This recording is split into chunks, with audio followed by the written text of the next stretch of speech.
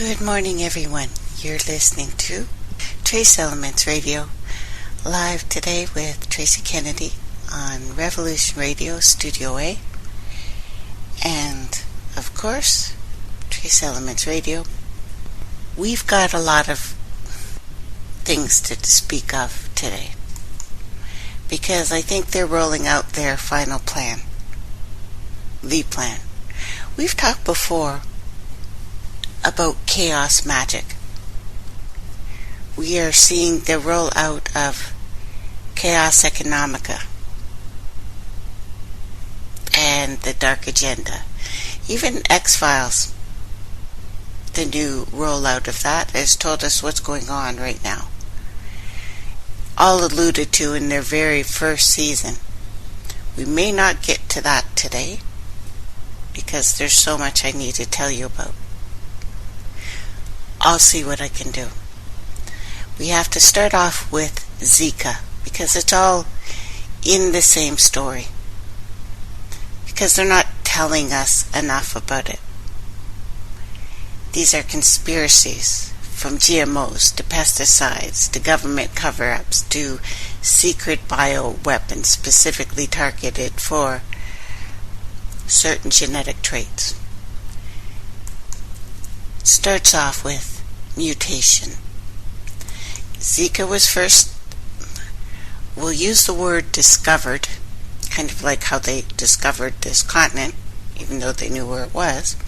So discovered, 1947, in the Zika forest of Uganda. But its recent and rapid spread shows mutation. Mutation that is spread now by sexual contact.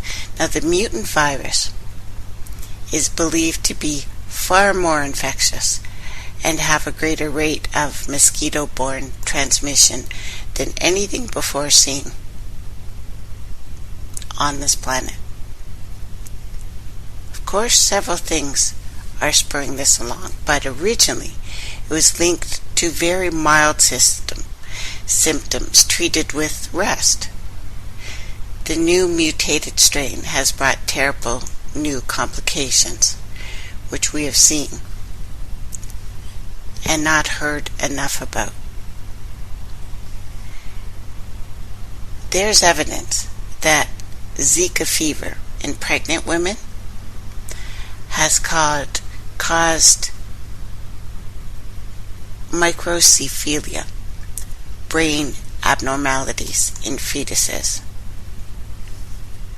We've seen the pictures of what it's been doing to the babies. There is now a worry that this thing is triggering the Guillain-Barré syndrome. What this does is destroy the nervous system in healthy results. Well, adults specifically, so it doesn't have to be passed on to babies. It completely destroys good immune systems. Now here comes the cover-up part. This Zika virus is already more widespread than even publicly acknowledged. This thing's already global, and we've been putting up some information about that, how it's been found all over the world, and it's linked to travel, of course, but it's looking like this thing may be contact related. Now, the new cases reportedly discovered in Florida were talked about and then silenced.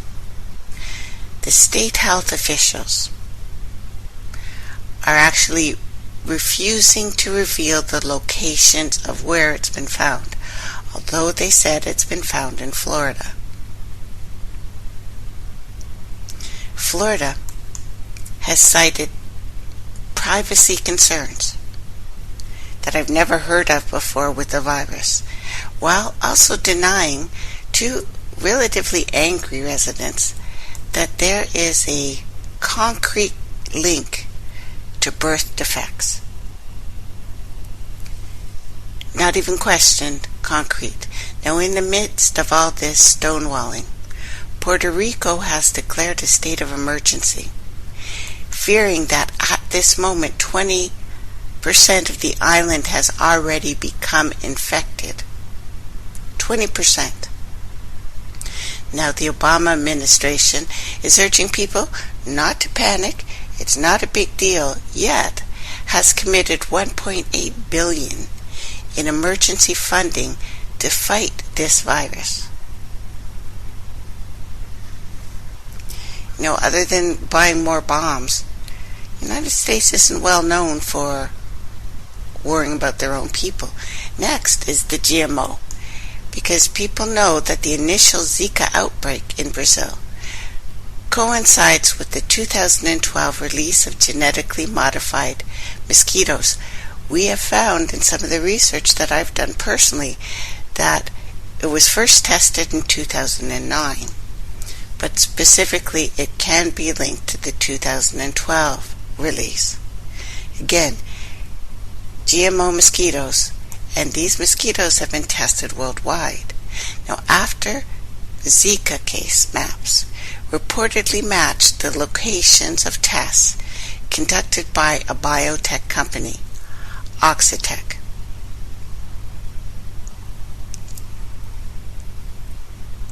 And they have tested all over this planet. Oxitec's laboratory-based mosquitoes, laboratory-bred mosquitoes, supposedly had their DNA altered. This alteration was again supposed to render them completely sterile. People have been saying that the GMO species, this one, have developed an accelerated rate of mutation in response, because when you mess with certain sequences of life, life finds a way. And they fear that Brazil has become a new testing area, specifically for modern scientific methods to support the industrial capitalism in a Brave New World sort of sense. Next, bioweapon. Zika, originally isolated in a rhesus macaque monkey by scientists of the Yellow Fever Research Institute. It is a viral research laboratory estimated and established by the conspiracy-plagued Rockefeller Foundation. This is fact. The virus was actually engineered by the foundation as an experimental bioweapon. Rockefeller is believed to own a strange patent on the virus under the trade name ATCC VR84. So it's feared that it is being used by this Rockefeller shadowy trilateral commission as a means of population control. But specifically, sorry guys, I'm going to take a drink. The rollout of what I've called the apocalypse virus, alluded to once again, X-Files. Now, a scientific report from Argentina raises doubts that Zika, on its own, is responsible for the recent outbreak of that microcephalia, or cephaly. Depends on who you talk to about this. They say instead that the blame should go on a pesticide, pyriproxyfen pesticide specifically, used to target Zika spreading Aedes mosquitoes.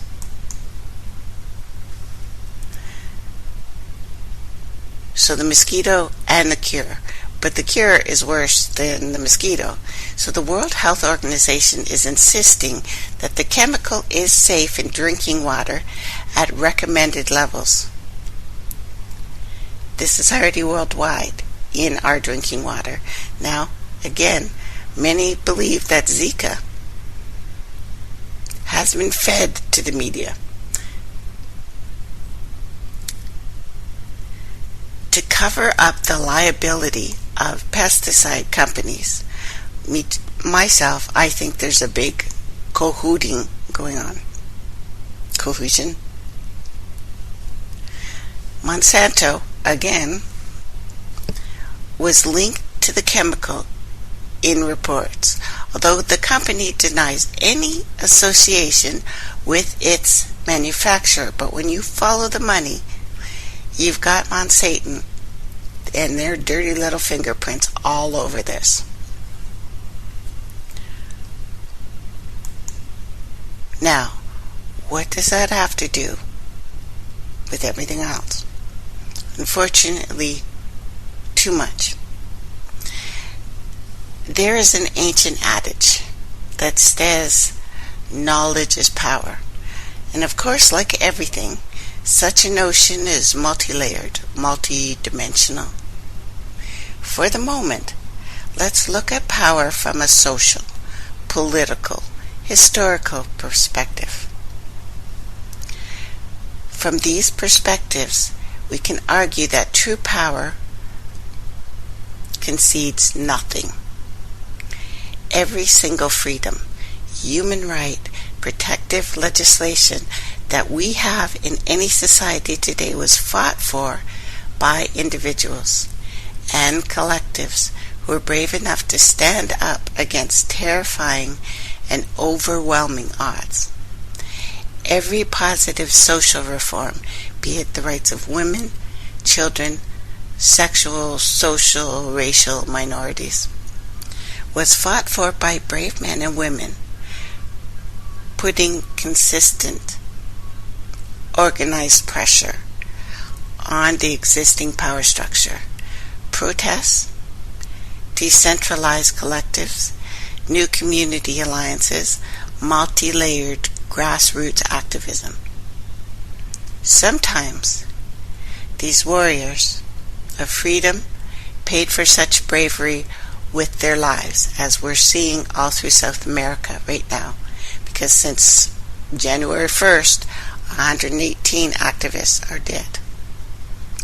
So today, I would suggest that the ruling predator elites, the power-broking oligarchs, are attempting to purge such truths from history, or repackage these truths as toothless confections, largely nostalgic in nature.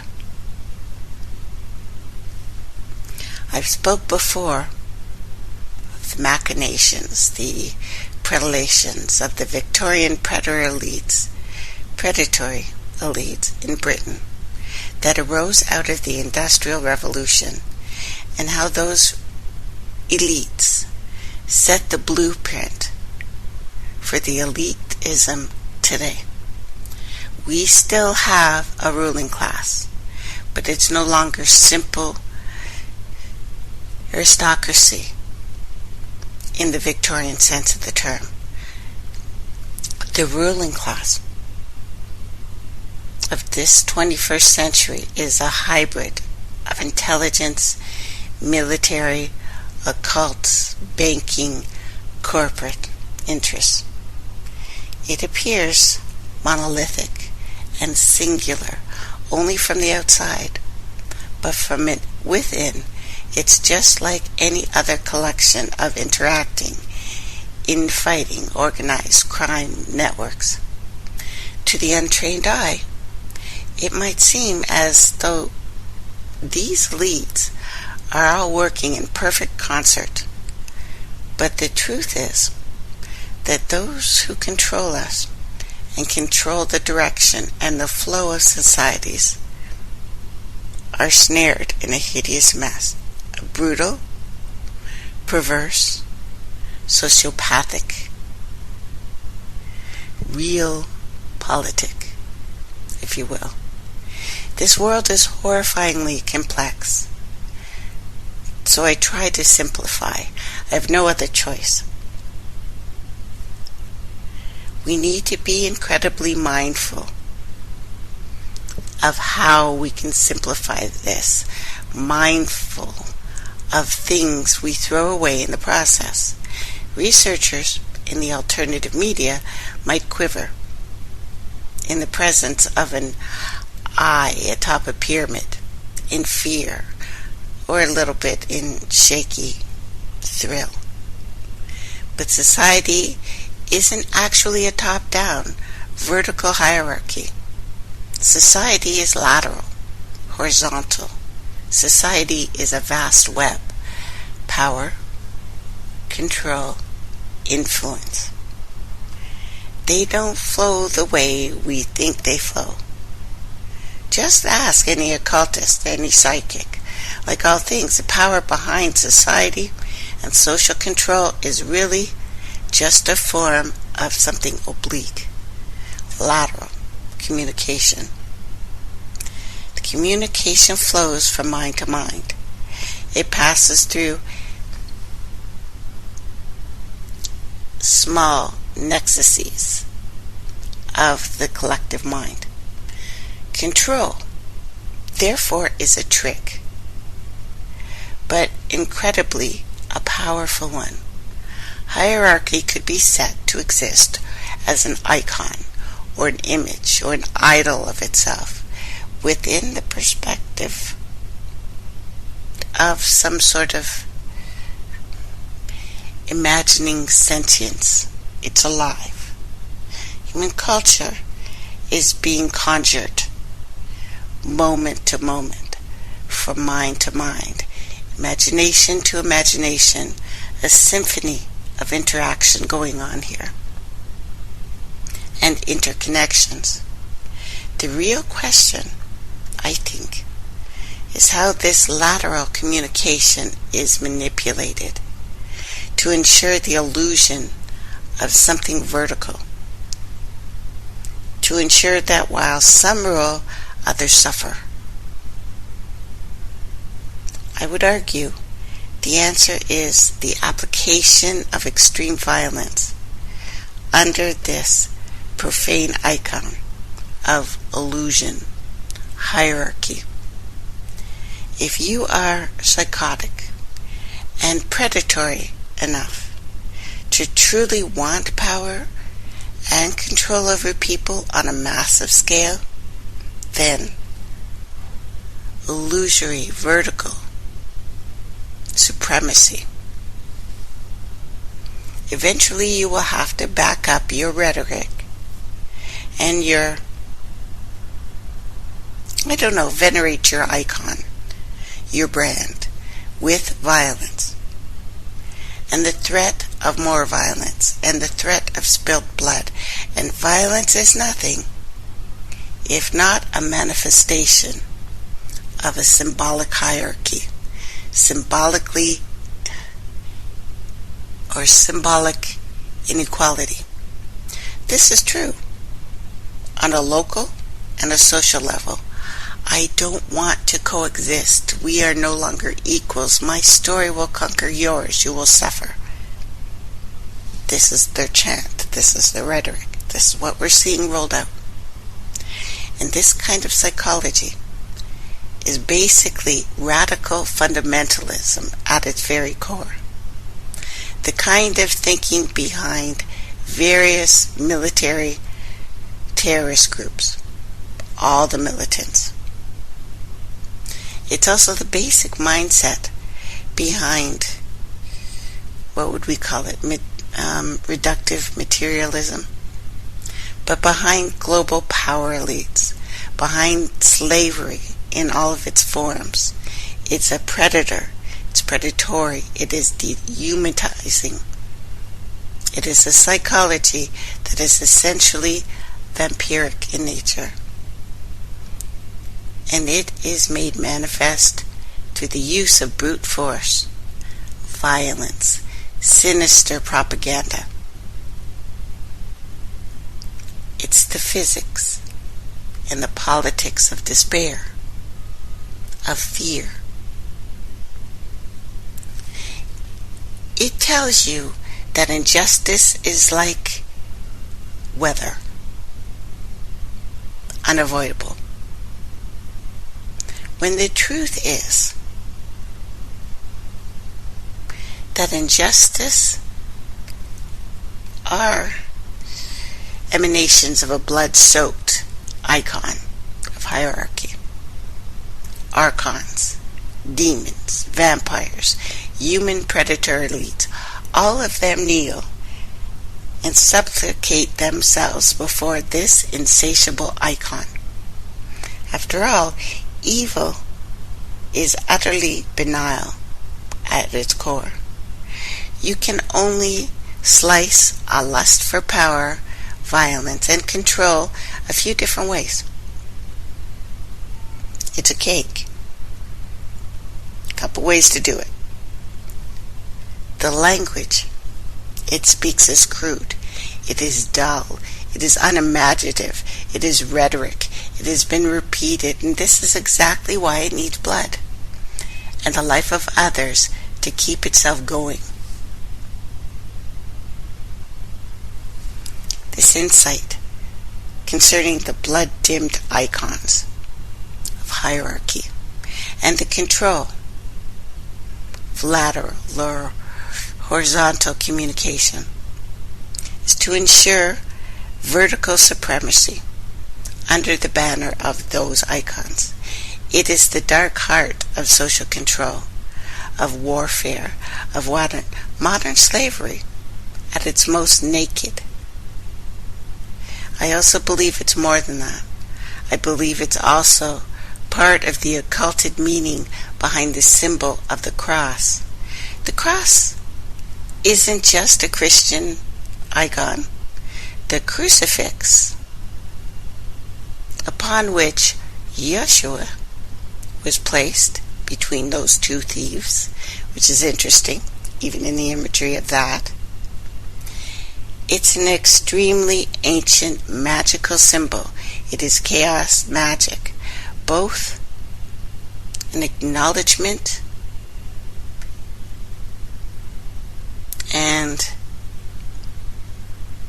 the refutation, I guess, of polarity, saying it's here and it's not. I believe the symbol of the cross is the meeting point between two realms, a nexus, alchemical furnace of creation.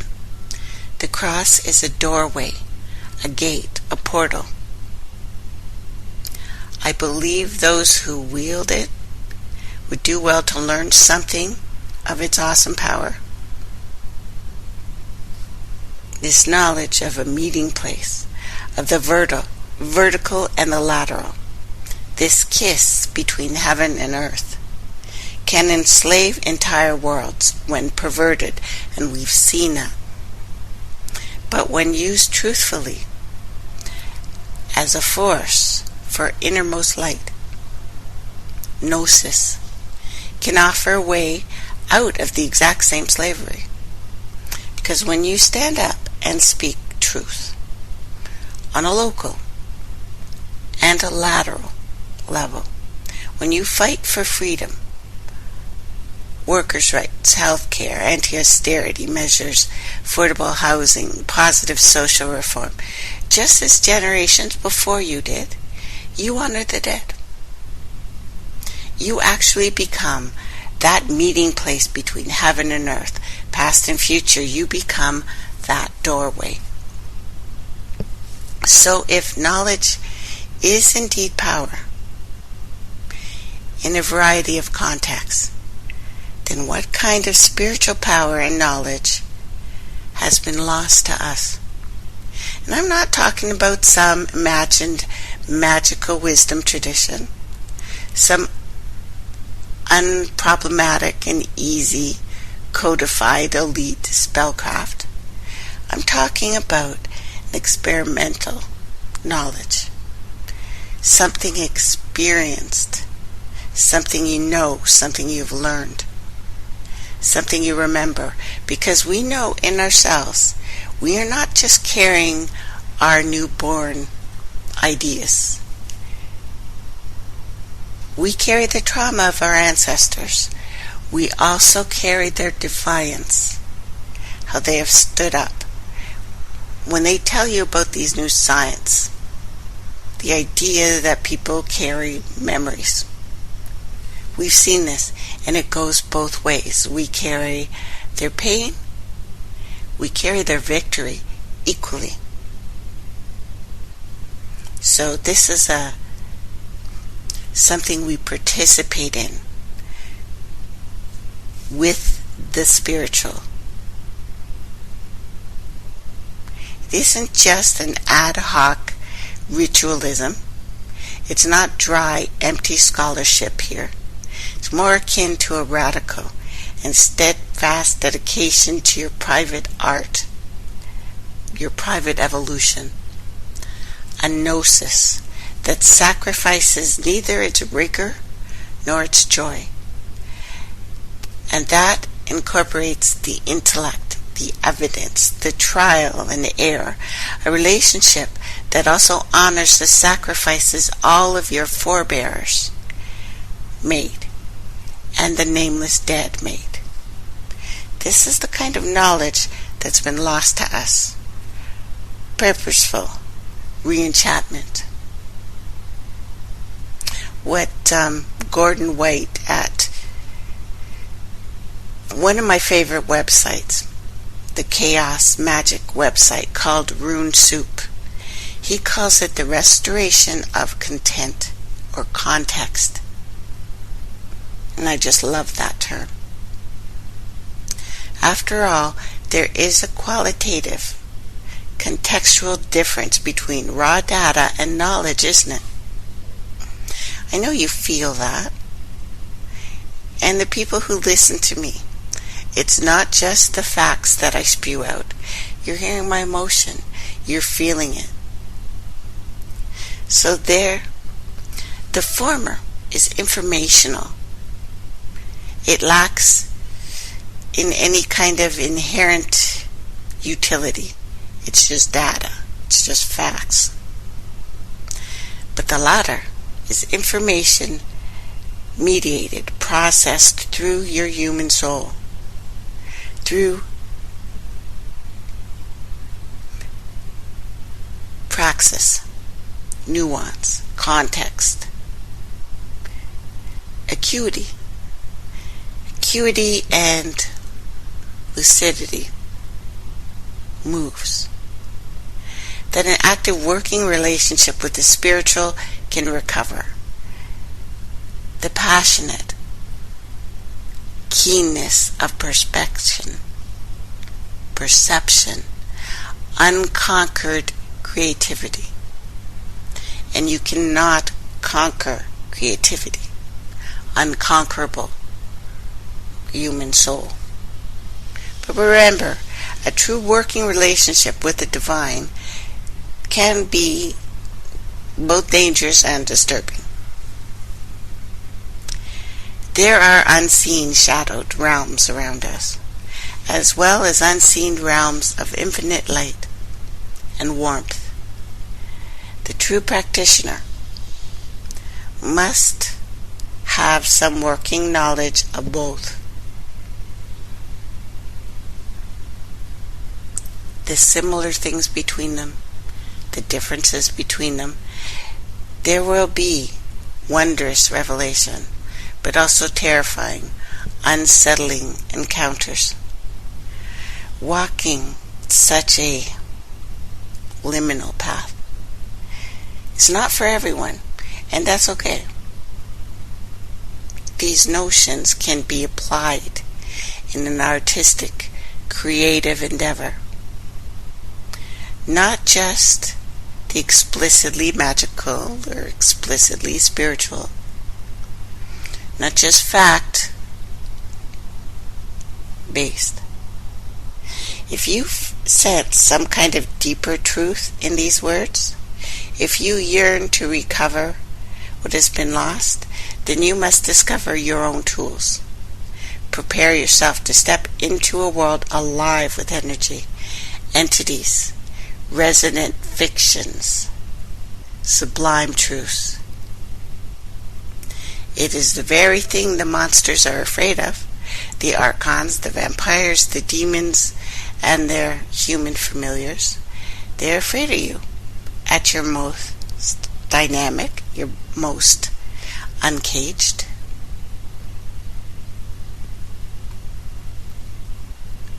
They can't take anything from you that you won't let them take. Can't be done. You stand. You fight. And I'm not afraid of that, because personally I am war. I am. There are some people who see war as a useless spiritual metaphor, like a story. I'm not one of those people. I'm always trying to add nuance, context, sophistication to my understanding of this world. I'm always trying to peer into the ever deeper insights, the beautiful mosaic, the intricacies of human psychology, our soul, our spirit. I make no apologies for my own subjectivity, my own interior scape, which can be dark. But after all, I can attempt to broaden and deepen it, but how can I ever escape such a thing? In my world, the human race is at war, both spiritually and physically. In my world, dark forces covent our energies, our dreams. They attempt to cloak themselves behind our fears, walk amidst our blind spots. I've been told that viewing human spirituality, divinity, creativity in terms of war is counterproductive, pessimistic. Everyone perceives things through their own particular, metaphoric lens. I'm aware of that. I'm aware that this world is colored and inflected by the soul, behind the eyes that are viewing it at that moment, at that time. Having such an awareness, it would be dishonest of me not to recognize the potency I feel when I view art, make art, imagination, and spirituality as a kind of war. Why is this metaphor so potent? Because it inspires me to action. It takes me away from human beings' latent passivity. If there is such a thing as a good fight, it encourages me to take up arms. I've said before that art is the oldest magic. Well, the imagination, where art is birthed, that is the site of the first war, the oldest war. And for me, imagination is sorcery,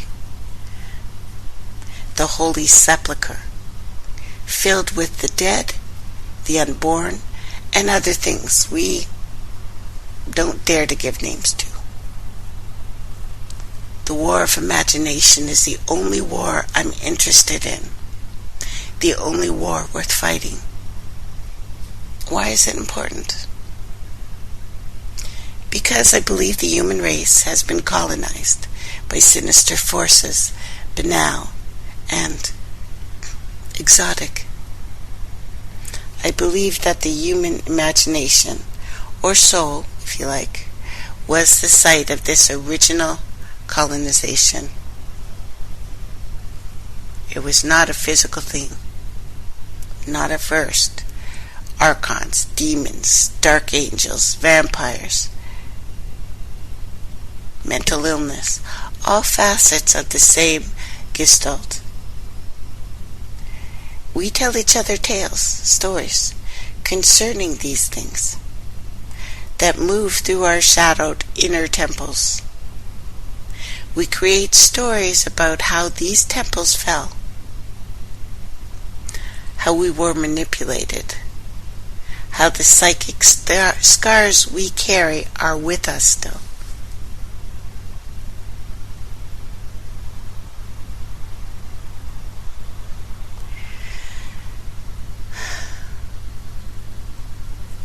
It doesn't have to be just a story. It is undeniably powerful. When we look at the words that we have in every society, one way or another, we talk about the same dark forces. We all have a name for vampire. We also all have a name for zombie. We all have a name for the Dark Lord. This is being played out in television. They've just come up with a new one, which is rehash of an old one. Damon. The Dark Lord. The Dark Sun. Same story.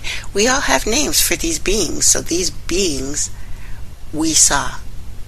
Our ancestors saw. We are by birth afraid of the dark, even though we have lived in the dark for 9 months. Why? Like love. Or like hope. We carry this. When I'm asked if dark entities actually exist, it's hard for me to give the short answer, but the short answer is yes. On a psychic imagination, a plane, discrete boundaries become fluid. They're really harder to discern. But a wound is a scar that hasn't healed, regardless of the status of the thing that hurt you, right? Inspired by occult forces or not, the sheer depth of human depravity in our times staggers my mind. The inner temples tremble. The stones fracture under these strains. The Western world is a slave economy. We only have these trinkets and charms because of the hideous exploitation and abuse going on. Third world economies, forcibly maintained by first world psychopaths, predatory elites who view this world as a slave market, a flesh fair.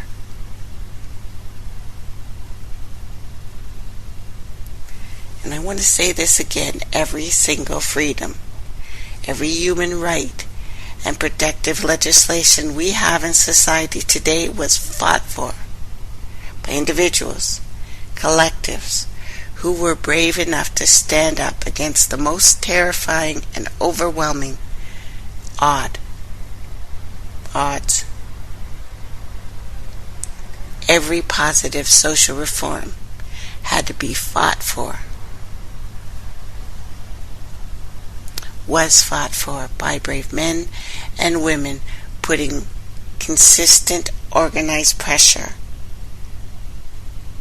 on this existing power structure. Every freedom we have today is because of individuals throughout history bravely deciding to become soldiers of truth, of innermost light, taking part in the oldest war. And this is not soft. It's like water. Seems soft, but it's relentless. People who found the vast chasm between the powerful and the powerless, utterly disgusting. People who couldn't shut their eyes to the indignities visited upon their brothers and their sisters. People who couldn't pretend not to hear the howling shriek of the voiceless, the defiled, the desecrated. War, any war, is scary stuff.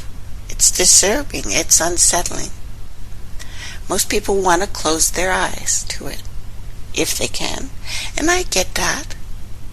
I'm not insensitive to our human anxieties, but I will not close my eyes to war, literal or otherwise. I cannot turn away from the genocides ongoing, the death camps ongoing, the sexual slavery networks ongoing, the media entrainment, the chic negations, the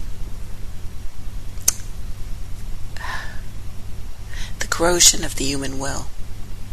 Mostly, I won't turn away from war as a useful personal metaphor for spirituality and creativity, because I'm antagonizing. It's agony. I see this. I'm aware of this. I'm aware that I'm at war with myself. I'm trying to transform, and it's not an easy task. I'm trying to engage in my own particular kind of dark work, wet work, shadow work. I value the shadow. And what it might potentially teach us about the depths of our own consciousness. I am filled with monsters and gods. I'm dark and light. I'm ferocious, loving, tender, and extremely dangerous. I'm not perfect. In fact, I'm deeply flawed. But I'm willing to fight for my freedom and the freedom of others. And I can only do that with the humble tools I possess. And I'm always honing those tools. If I am at war, then knowledge, art, is my weapon. We are talking about the gods of chaos here. The world of chaos that is around us. And we stand amongst the stones like broken teeth in the mouths of buried gods. Our ancestors, by the way, we hear their alien melodies in the wind. Strange glyphs reflected in each other's eyes. Geometries. Evocations. Stirring like crossroad dust all around this gathering. Because we are the gathering of the Magi from every edge and from every hidden place. Some come with gilded tools, pages of living flame. Others come with bone and fetish. Some Magi come with no language at all. Some of us are not even flesh. But all of us are ragged, bound by a singular purpose, to heal, to protect, and to defend. The human kith will continue to write stories about such gatherings as these, fables, fairy tale, to give and gain peace, or at least some sort of respite from our private agony. When the carrion angels, the fallen ones, try to break up the spirits of the human kith with their shamans, the shamans will again tell the stories of the ragged Magi and our children will be quickened, shaping the howling void with flame and knife and whisper and rebellion. A renaissance. We make marks of great power, 1 billion angels on 1,000 pins. Push the spiritual until it spins. Yet many doubt their own imaginations and ask, are these stories real? Am I more than just carrion? You are.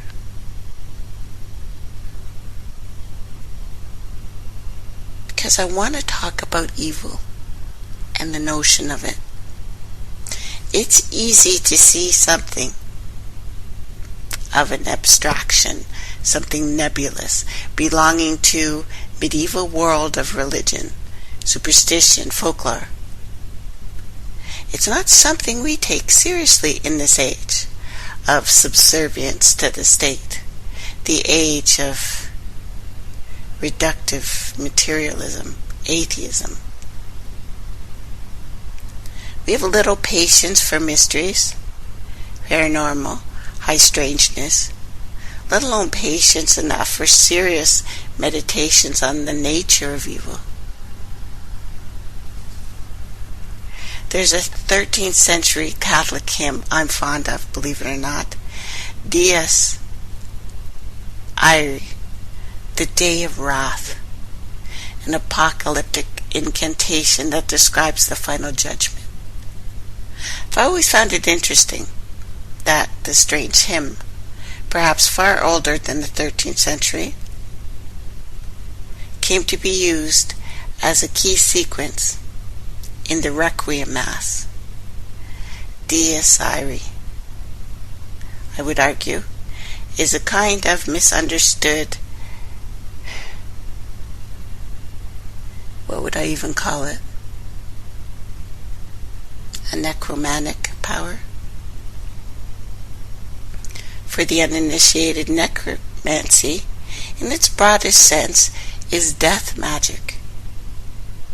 Either communication with the dead, or spirits of the dead, or the manipulation of the very energies, materials, secrets of death itself, and life, too. And as any practitioner or operator of magic will be well aware of, death itself is not evil. Neither is magic.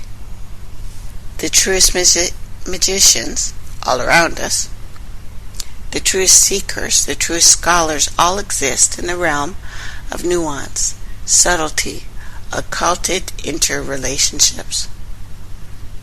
They discount nothing outright. They're always willing to be surprised or humbled by new knowledge, new experience.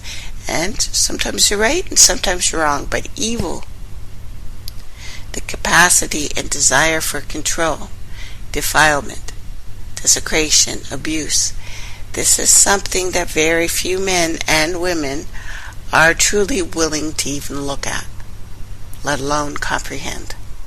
After all, if such a thing exists, either energetically, experimentally, who in their right mind would willingly traffic with monsters? And since I've been a child, I've been asking myself the same basic questions. Before I even had an intellectual way to formulate these questions, I knew back then, as I know now, that something is very wrong with the world. As a weird child, but apparently astute, gifted, adults said, what they didn't realize was where this came from. That it was something far deeper and stranger than mere natural intellect. Many sensitives, intuitives, psychics can relate to this. Childhood is usually not an easy time for us, especially considering we are not really supposed to exist in the eyes of the scientific mainstream. Beautiful, but unhurt. I'm still asking myself the same question, still trying to unravel and gain wisdom from a spectrum of the very, very, very, very, very dark, very strange, especially my personal experiences. Because I've encountered evil in my life, physical and spiritual. It changes you forever. I'm fully aware that such labels are tied up with my own particular psychology, perception, my own private mythos. But at what point and through what mechanism does what we experience become evil? How does it become something that could be accurately described as evil? I would argue that when this mode interfaces with a particular kind of sentience, a dark intelligence, utterly lacking empathy, horrors can be born. No expert on the human mind, philosophy. I studied psychology at university for a while. I was particularly fascinated with the dark, the psychopathic,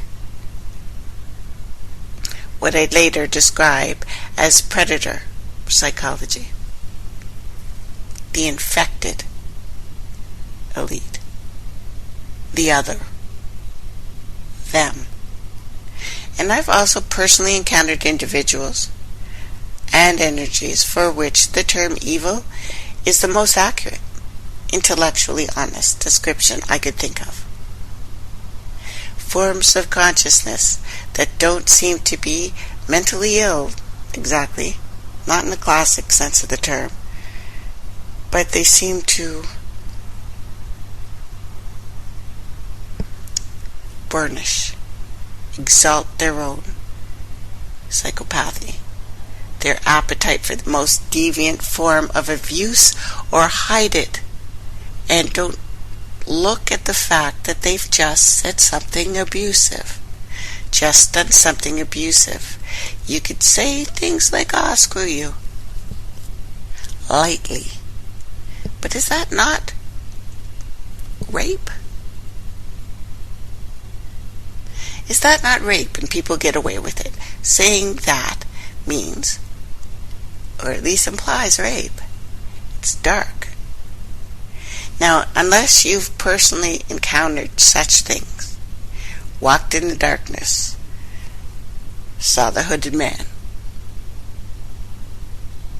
met a person who really was that evil, you can write it off as nonsense, as mental illness. But I believe it's more than that. I believe it's much more, because another Native community has just declared a state of emergency.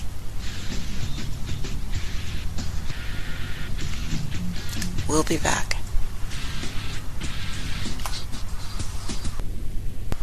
Welcome back, everyone. You're listening to Trace Elements Radio with Tracey Kennedy.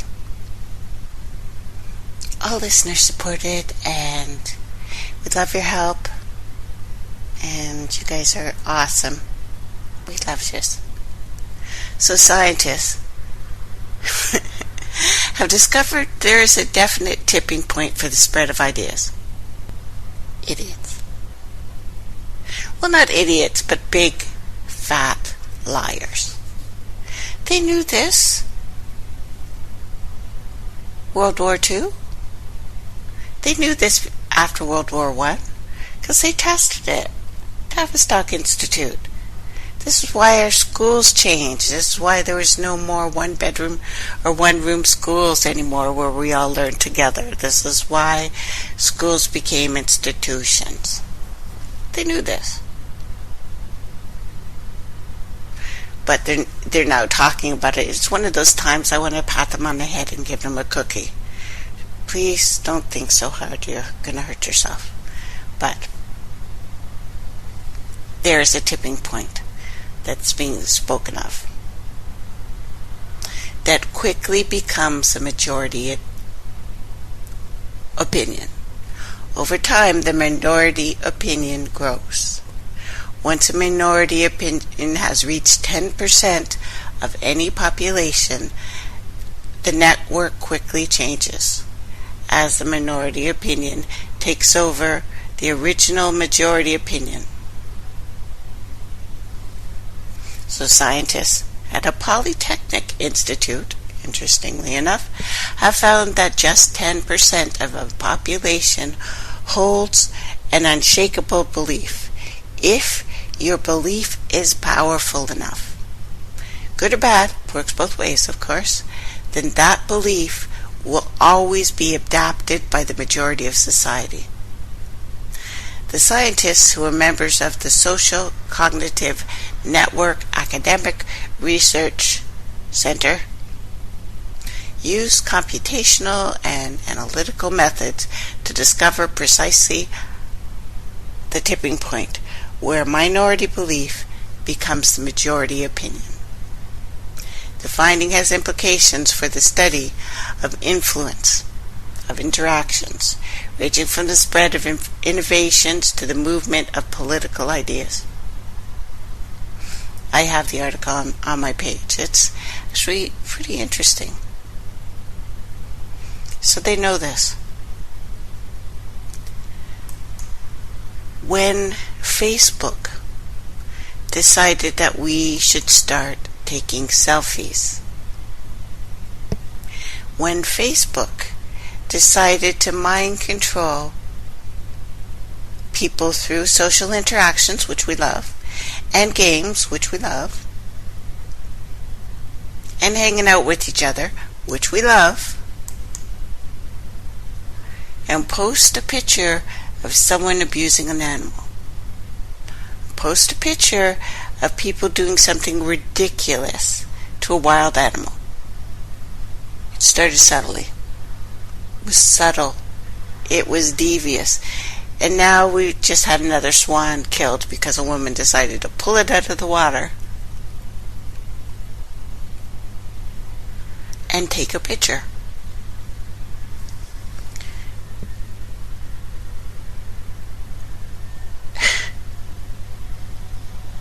So when I speak of evil, when I talk about our waters being killed,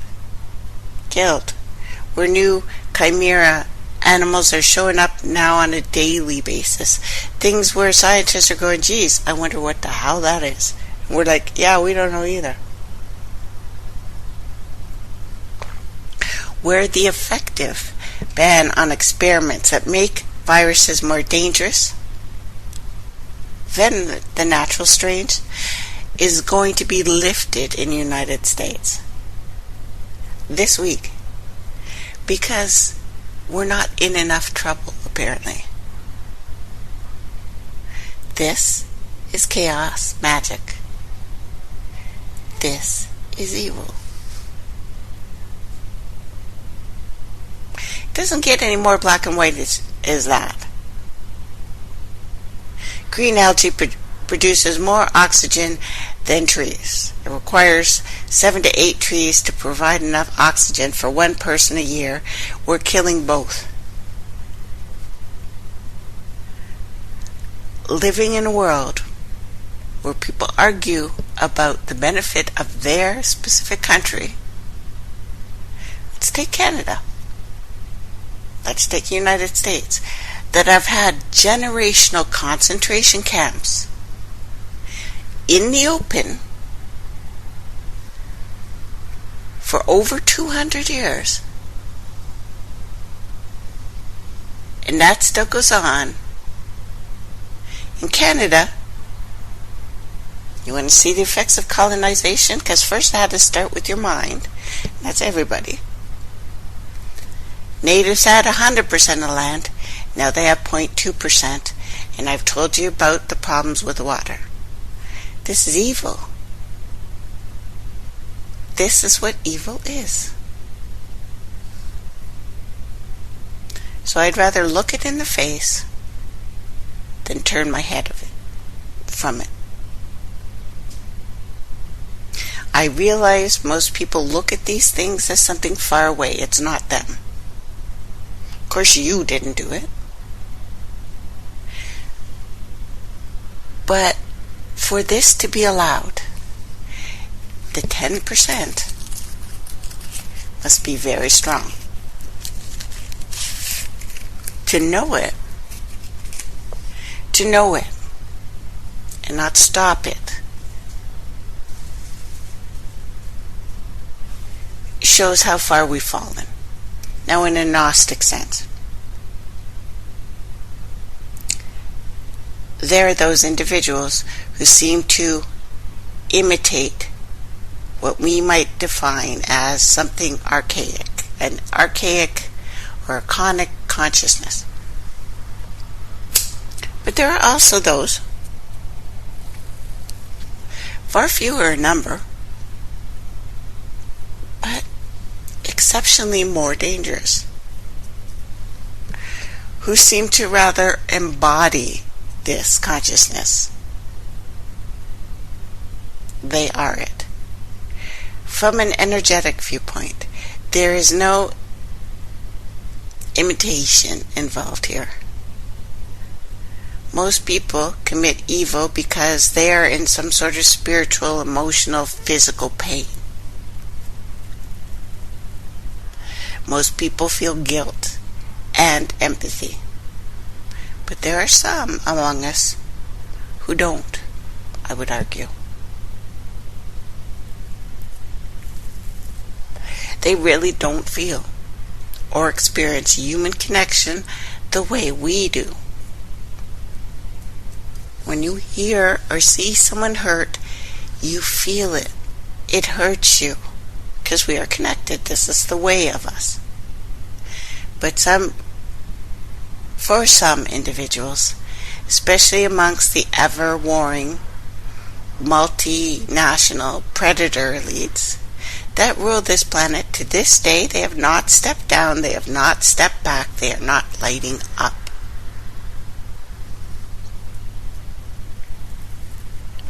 Deepening their warrior, multinational, predatory rule of this planet.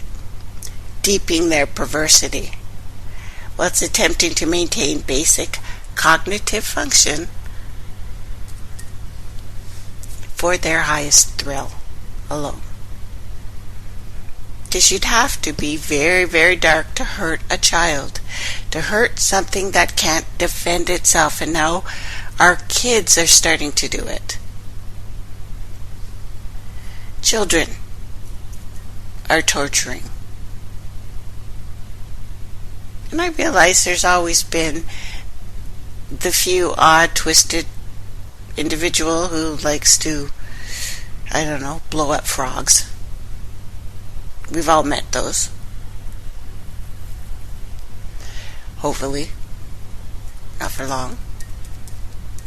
But this is becoming more and more. We're seeing it more and more. This razor-edged thrill of the truly powerful. I understand the notion of evil is really just a shorthand that aroused out of religiousist thinking. But a shorthand that's been abused throughout history by the forces of the state to vilify, demonize potential enemies, domestic minorities, even of thought.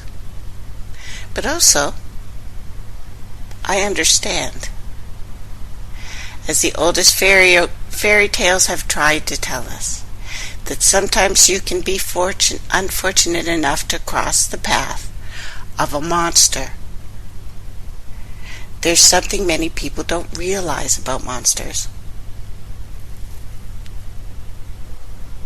They don't just desecrate. They don't just defile. They don't just abuse. They convert. They convert all sorts of things. people, places, stories, energies, knowledge, these predators, these elites, who have for so long had a stranglehold on this world.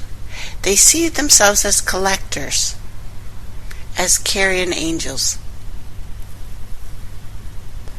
They feed and pocket what remains. They believe they are the only ones powerful enough to hold an Ouroboros of divine fire in their hands. They believe their desecration is the highest magic, and they are wrong. There are secrets, we know, aren't there? Things we're not supposed to reveal or even discuss with outsiders. Histories of ritual magic, indigenous shamanism are multidimensional and multifaceted. We know that recognition and comprehension of a thing can literally invoke that thing.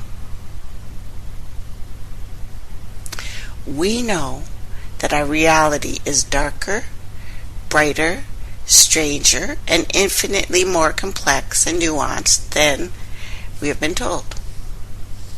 We know this now.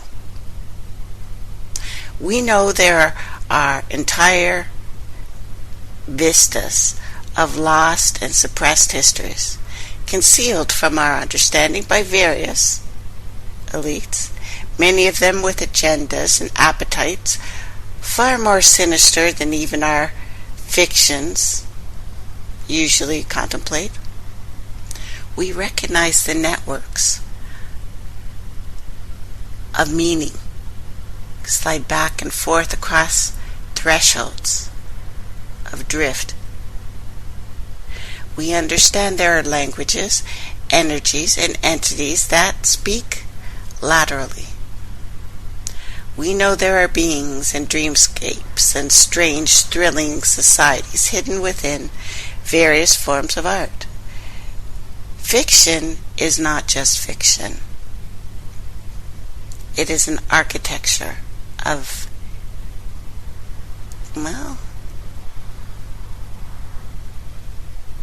our various forms of art. An architecture of infinity. We know the power and sometimes unfortunate necessity of code. We will not be vanquished by hate, intolerance, desecration, abuse, torture, slavery, or evil by any other name.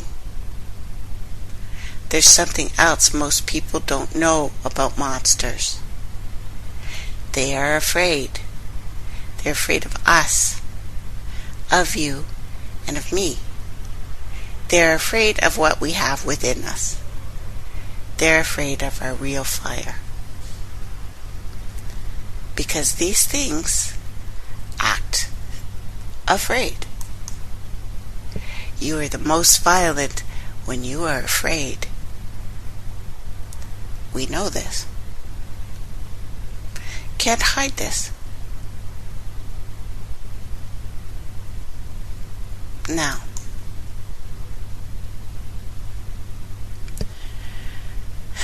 the chaos economics of America. Well, let's do the American edition here. You know that bathtub sound you might hear gurgling in your head? It's the sound of all of the remaining wealth on Earth draining into the United States. Although the clue is in the name, a lot of people don't realize about the global reserve currency is that it has to be deep enough to hold most of the world's wealth. Having a deep alternative to the dollar is one of the largely unstated goals of the dissolving euro project. I have a picture of the USD index after Friday's close. This index measures the strength of the dollar against a basket of other currencies, such as the euro, the yen, the pound. It's hovering around 100. And I'm about to explain why it will get to at least 120 before we're done. So let's review what happened in January. The markets opened the month with the worst 6 days ever. When stocks go down, that effectively means people are exchanging them for dollars and bonds, but also dollars, a lot of dollars. So demand for a finite number of dollars goes up. So the USD index goes up. Capital is fleeing China with the force of an out-of-control firehouse because it's pucked up. So pucked that it has taken and arresting traders who short China. So that's more demand for a finite number of dollars. This past week, the Bank of Japan announced a negative interest policy. That means there is now a $5.5 trillion in global bonds that have negative yields, which the FD has calculated as being 26% of the worldwide GDP. 5.5 trillion is now paying the governments of the world to hold their money. Stock markets around the world took off after this moronic policy announcement. That's what it was intended to do. But this is largely achieved by making the yen less valuable. So if you hold yen, you're going to quickly exchange them for dollars, which increases the demand for dollars, so the index goes up. China will respond to Japan's policy by devaluing its own currency, again, which means even more Chinese capital will go looking for a home between the two shining seas, so the index will go up again. Now you have to ask yourself two questions. What do you think Europe, which already has negative interest rates, is still money printing? Will do as a result of Japan and China's looming policy moves. It's probably going to print more money and lower rates where it can. Number two, some of that money will go into German stock market, which will take off just like Japan's did. But where do you think the rest of it's going to go? Would you exchange your euros for yen or won in this climate? No. You'd exchange it for, drumroll please, yep, the global reserve currency. So all of this in play, and the global commodities haven't even found their bottom yet. Commodities decline as the dollar rises, because it is essentially the same phenomena. I can exchange my dollar for a bag of coffee, or I can exchange it for 2 bags, depending on whether there is more interest in dollars or coffee at the time. In fact, if you look back, or you look back up at the USD index chart on the page, you'll see periods of weakness, probably correlate with your memories of things getting more expensive. That's how it works. It also means right now is the best time in almost 10 years to buy a book that is denominated in British pounds. Now, readers in commodity countries, particularly Canadians and South Americans, are already feeling the effects of this great bathtub drain, that swirling sound you're hearing. It will get much worse before it gets better. This is Martin Armstrong asking the AI he developed, Socrates, for its forecast of the Canadian dollar. I have that up if you want to play it. So commodities are tanking. And it is the state of these commodities that allows governments to pay back their debts. Now, when you get to countries that have borrowed you in US dollars, and there is $9 trillion in foreign debt,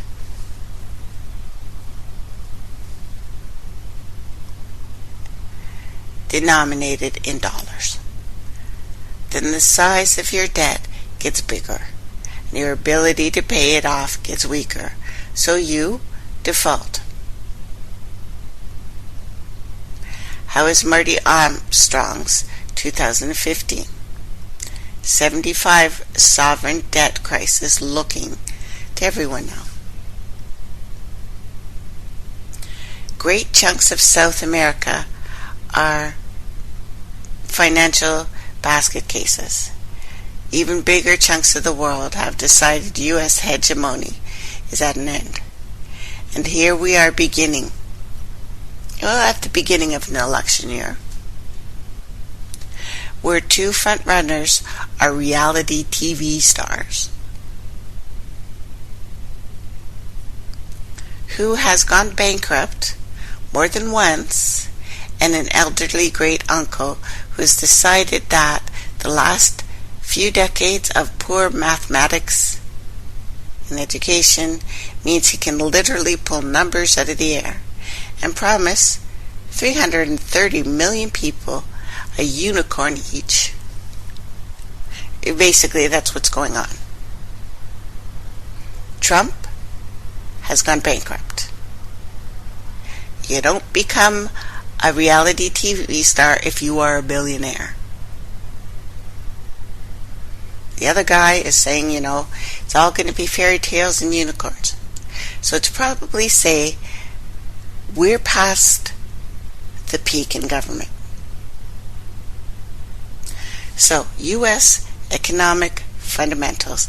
I know it's dry, but we got to talk about it. To explain that big sucking sound you may be hearing.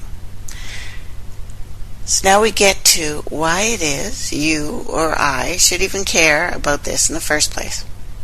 The U.S. economy is inarguably in very poor shape. That's largely irrelevant at times like this, where the only thing that matters is the perception that yours is the least worst house on the street. Trust me, looking from outside, there are a lot of worse houses on the street in our great collective streets. Having visited the U.S. a few times over the last couple of years, I'm well aware of my darling Americans are all a little punch-drunk, wary, anxious from the endless media manipulation, entrainment, and just sheer disgust at witnessing what the war party, and that's both sides of the aisle, is willing to do to stay in power, and just saying, puck all this shit. And I've cut together some pieces for you that give you a good overview of the macro situation. Inevitably ends on a positive note as I try. And a little piece from Catherine, who knocks it out of the park. Now, if there is any consolation to be had, it is there's probably never been a higher level of cross-border friendship between those of us that are being subjugated to all this, and a unity of loathing for those who are not doing the subjugating. We are bound together by our mutual loathing of what's going on. And there's perhaps even more consolidation here in the fact that this commodity has the global elite really quite scared. China, at least, is being honest with itself that the large-scale redundancies that are occurring and will occur threaten their social stability. But the rest of the Davos attendees know it. They also know social stability is Chinese for the current regime. There's probably more good and bad news. Unlike some of the previous economic collapses, this one does not seem to be proceeding according to plan. You can tell from the number of super elite hedge funds that have taken an absolute bath over the last 6 months, as well as some of the increasingly frantic globalist nonsense that Soros keeps spewing. The trouble is, the elite will come for your money. Bank bail-ins, tax hikes, before they admit they completely have screwed us up. And this is already happening in Europe, China, Australia. It is inconceivable to them that they could be at fault. So this is what I think the U.S. is looking at. More downside in shares, more wobbles up and down on the USD index, depending on whether or whatever Europe does, and whether people wake up and realize that a strong US dollar hits corporate earnings. The share downside may concede with the increasing global conflict that appears to be literally in our stars between April and June. War will also increase the strength of the US dollars as investors become more risk adverse. From the year heading into election, you can't have a tanking stock market, so don't expect one. I'd be surprised if 2016 is the sell in May year. The global bond market will continue to unravel across the year, send more and more money into U.S. bonds, particularly if rates continue to rise, which will bubble up somewhere between 2017 and 2020, when the party will really begin. So if the U.S. ends up with either Trump or Sanders, then whatever zany scheme they embark on may be enough to spook investors' confidence in the U.S. bonds. Then all money pours into the stock market, making the super rich richer. Or it could just be that the strong dollar, which reduces forward earnings of listed companies, that drops the S&P down a giant leg, sending all the money into bonds. The bubbles tops it. I don't know. Too early to say. But that tends to be happening with strong dollars. It may need to rebalance the strength of the dollar, and that is the excuse needed to tip the whole world into digital currency.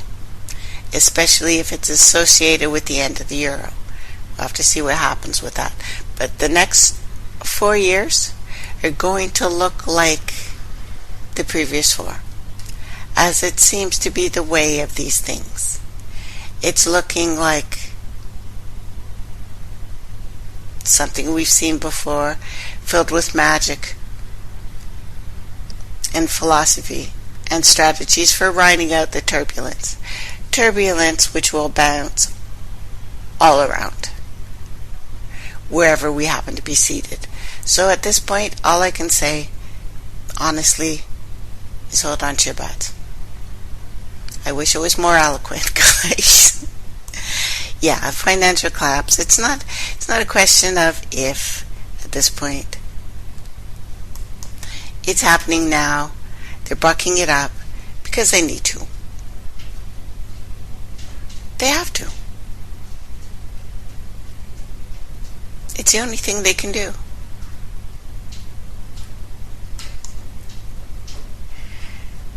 So we sit here with these icons of inequality. My cat makes this weird noise because she wants a treat. You should see how fat this kitty is. Anyway, what we are seeing is what we have seen before, and the truly evil are still bathing in blood. Okay, why don't I play some music before my cat drives me insane? What do you think? Okay, I'm going to play some music.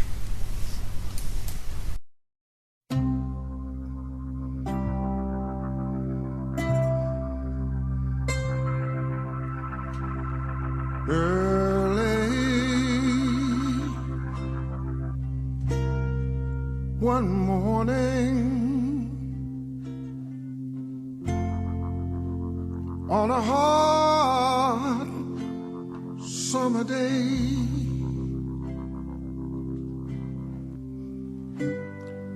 the Grim Reaper came knocking on a door not too far away.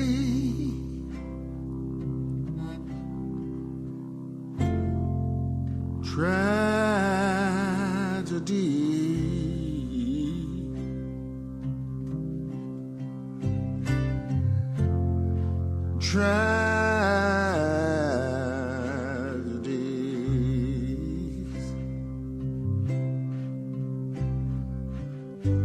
It sounds like a freight train coming, bringing those killing winds of a hurricane.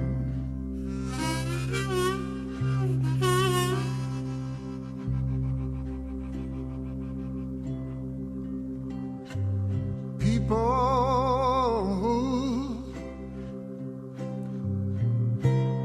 they started running. Buildings were falling down.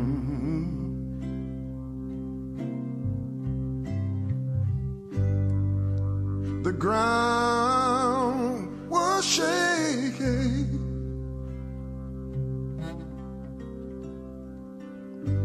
There just wasn't no way out. Yeah, tragedy.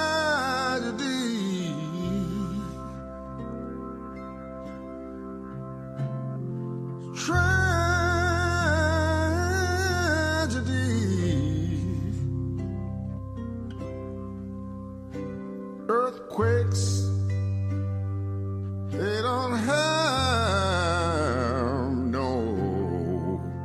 no sympathy.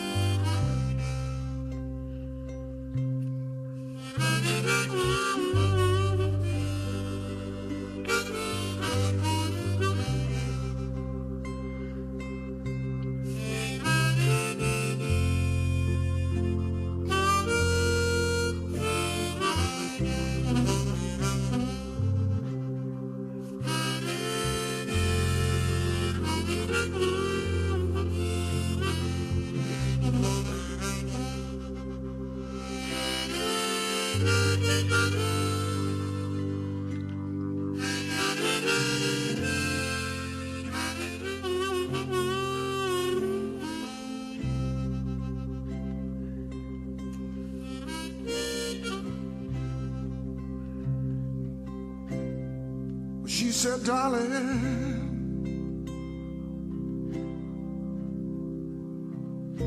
you can't hold me. I know I'm bound to die.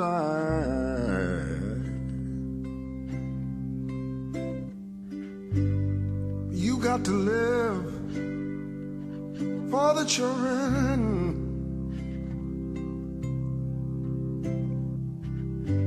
That was a mother's last pleading cry. Oh Lord, talking about tragedy.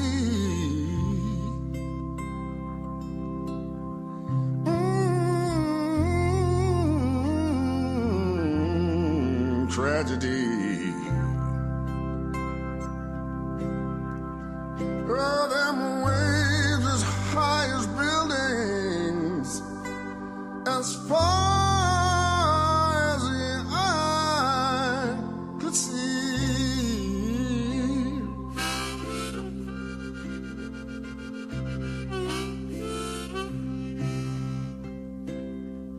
Daddy, Daddy,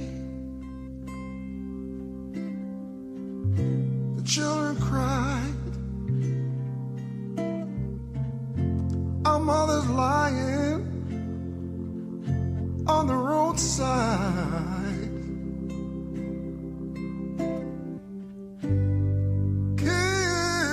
killed by a bullet. She went marching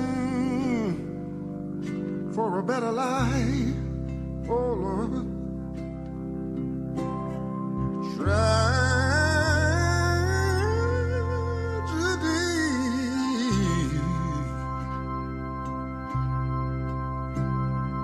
tragedy.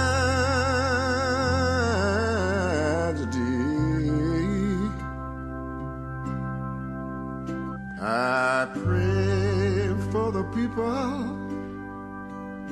who have lived through them tragedy.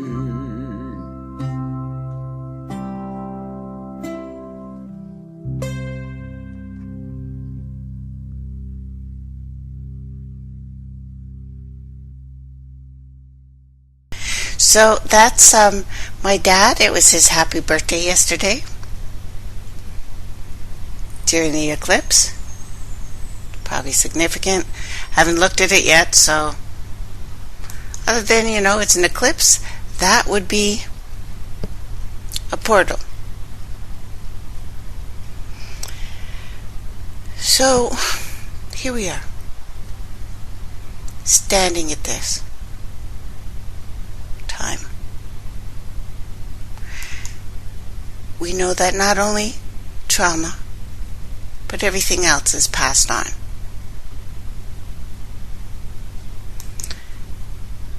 We have markers all over us. Very serious things when you consider what's gone on our beautiful planet in the last little while. The struggles that we've seen. I'm not afraid of these things. I realize that our people have been through some very bad things. But there are synchronicities.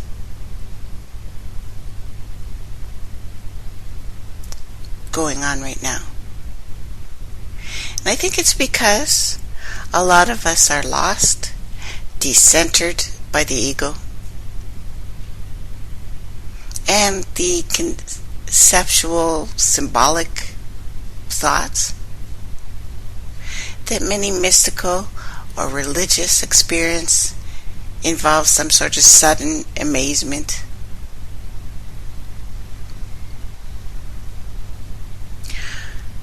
What really the most obvious fact is, our simple existence somewhere, our conscious awareness suddenly becomes alive as something new and fascinating comes in front of us.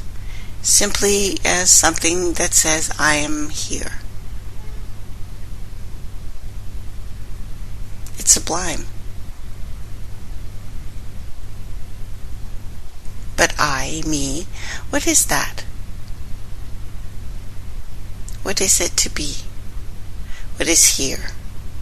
Where is here? When was I before?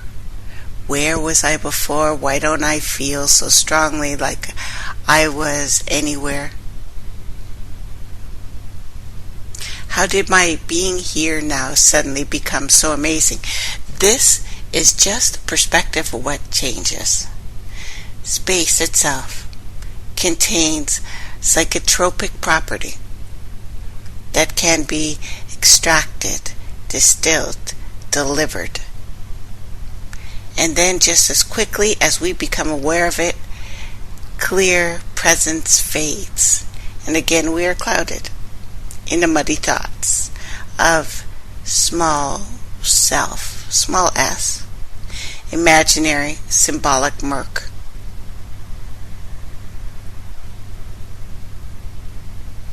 Mysteries, mystics, meditators get addicted to these transient, clear moments of presence outside, beyond imagination and language.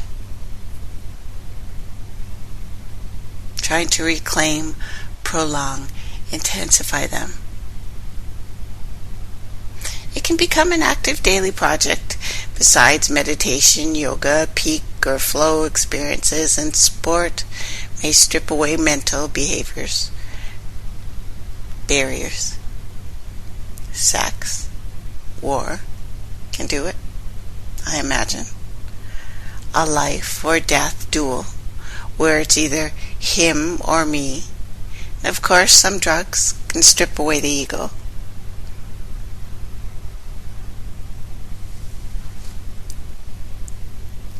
But the machine work being done right now, when you have to view all human history through a lens of the psychotic. I don't mean literally drug taking made us what we are,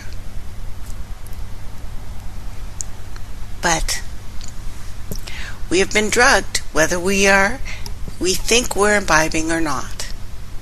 Everything we drink, no matter how much we pay for the special magic $8 organic vegetable. Yeah, I'm still trying to get over cauliflower. But we've all been drugged, whether we're doing it purposely or not. And I realize things that the majority of us do that alter our brain chemistry, either restoring balance to or deliberately unbalancing.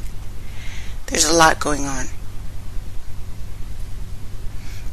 Being efficient on the job, listening to music, watching an event unfold in the news, getting in an argument or a fight, gossiping with neighbors. Not to mention basics, again, sex, eating, sleeping. These are psychotropic, in a sense that they modulate your internal mixing board, your console, with its dopamine and serotonin, ephedrine, endorphins, cannabinoids, and many, many other sliders. Like a sound technician in a recording studio, playing with your own kundalini. I guess it's better if you play with it than let someone else do it. If it's not intentional, okay, moving on. Most of the things we say or do to other people are simply meant to operate their internal mixing boards. This has been used against us. Amongst a handful of random examples, the rise of the novel in the 18th century which introduced a new and troubling solitary pleasure that worried cultural authorities in ways not too different from reefer madness and fears of marijuana in the 30s. People throughout history, even prehistory, had devised countless inventions in art, in architecture, in landscape to recruit and deploy even the frameworks of space and time itself, just to get that profound feeling of being here. These innovations were full-on psychotropic. They are decisive turnings in our cultural and spiritual evolution. If we go back to the Tim Leary perspective, and I know it sounds like I've gotten way off, but it'll make sense in the end.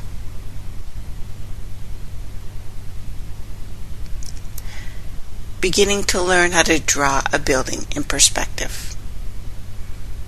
Most people place a dot at the center of a paper, use a ruler to draw a vertical triangle to the right of the dot, which will become the front of the building.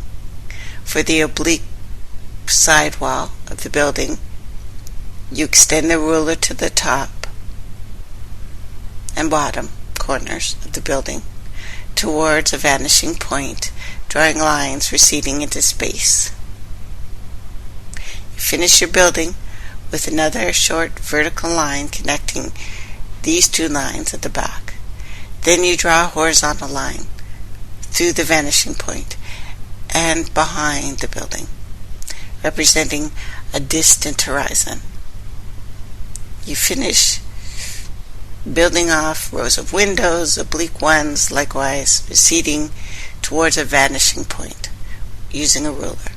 So perspective turns seeing into an intensely individual, solitary form of enjoyment. What viewers were enjoying was not the view that the paintings gave them, but a kind of awareness of themselves as individuals.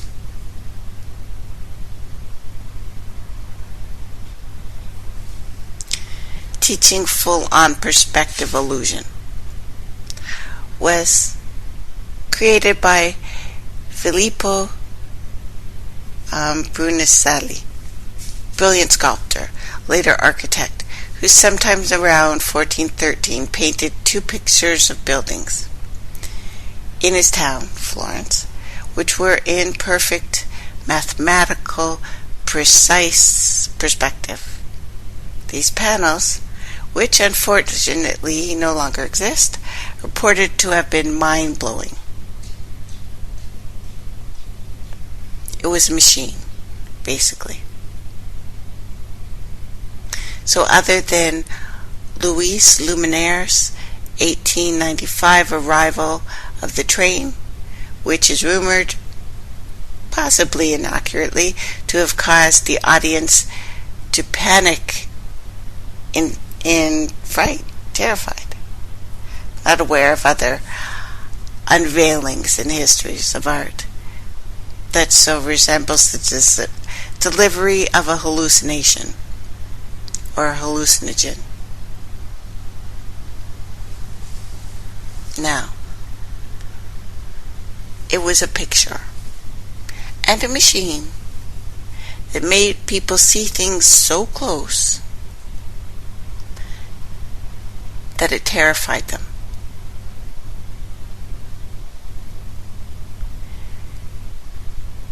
Made them think they were looking at something that was there, that was not. Long story short. So perspective, with its power to make one end up solitary, eccentric, melancholy, maybe even poor, was an individual opiate in its day. Early work in perceptual psychology showed the exact same things, that seeing things through peepholes does something special to the viewing experience. tricking the mental and the visual system into believing an experience, believing in the truth of the viewed scene in a much more powerful way. Then we saw it in a more typical understanding condition where you're actually looking at it. But a peephole enforces a sense of privacy, solitude. Only one person can look through a peephole at a specific time, giving you a feeling that you are seeing something intentionally for you, kind of like the door in Law.